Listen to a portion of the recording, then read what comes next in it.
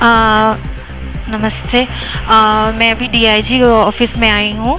आरोपी अर्पित कुमार मिश्रा के बारे में मतलब बताने के लिए मैंने 27 मई को थाना विश्वविद्यालय में उसके नाम की एफआईआर दर्ज करवाई है, लेकिन अभी तक की कोई कार्रवाई नहीं हो पा रही है।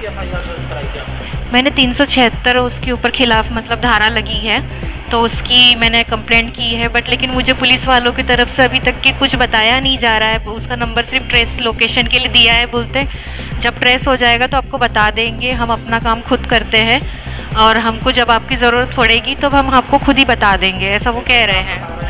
दुष्कर्म किया, कैसे जुड़ी आप, किस तरह से झांसा दिया और कैसे पूरा ये घटनाक्रम चला?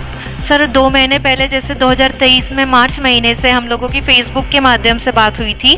फिर उसके बाद में मैं मई मंथ में उससे मिलने के लिए रीवा आई थी।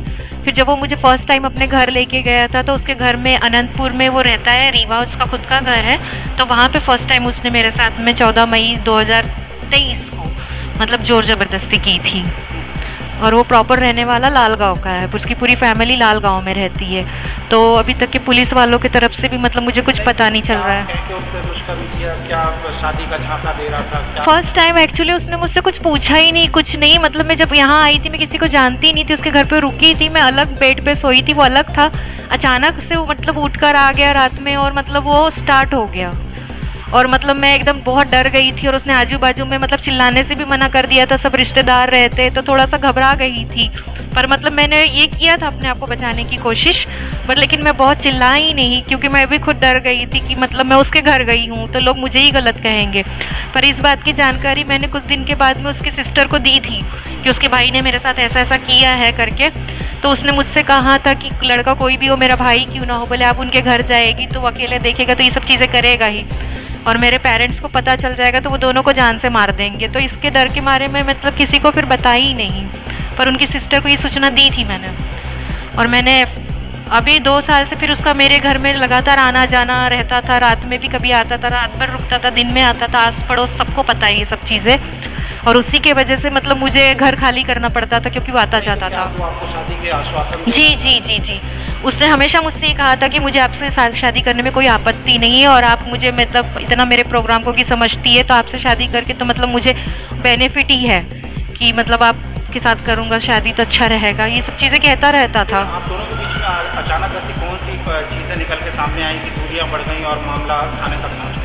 सर 2 साल तक ऐसा कभी कुछ नहीं हुआ। उसकी जब शादी जुड़ी अभी तो जैसे मई मंथ में ये चीज़ें हुई तो उसमें थोड़ा सा परिवर्तन आने लगा कि वो बार बार गाँव जाना और मुझसे मतलब जैसे हमेशा हर चीज़ शेयर करता था, अब बताता नहीं था। तो मुझे एक डाउट सा हो रहा था कि कुछ तो बात है जो मुझे वो बता नहीं रहा है करके। तो मैंने बाहर से मतलब जो भी संगीत फील्ड से हमारे जुड़े हुए लोग थे तो सबसे कॉल करके पूछने की कोशिश की, पर उसने सबको बता के रखा था ये चीज़ कि मुझे ना बताया जाए करके। पर लेकिन मैंने बहुत इंक्वायरी करने के बाद बाहर से जैसे मैरिज गार्डन वगैरह से मुझे थोड़ा सा पता चला, तो डेट कंफर्म हुई मुझे कि मतलब 26 तारीख का उसका तिलक है लाल गांव में उसके, और 5 जून की शादी है कृष्णा गार्डन में रीवा से। तो मुझे जब पता चला तो मैंने उससे बोला कि इस बारे में बात करी कि घर वालों को बताओ अपने करके, या फिर मैं बात करती हूँ अगर तुम नहीं कर सकती, या मैं लड़की वालों को बता दूँ, या तो फिर पुलिस के अलावा मेरे पास कोई ऑप्शन नहीं है फिर।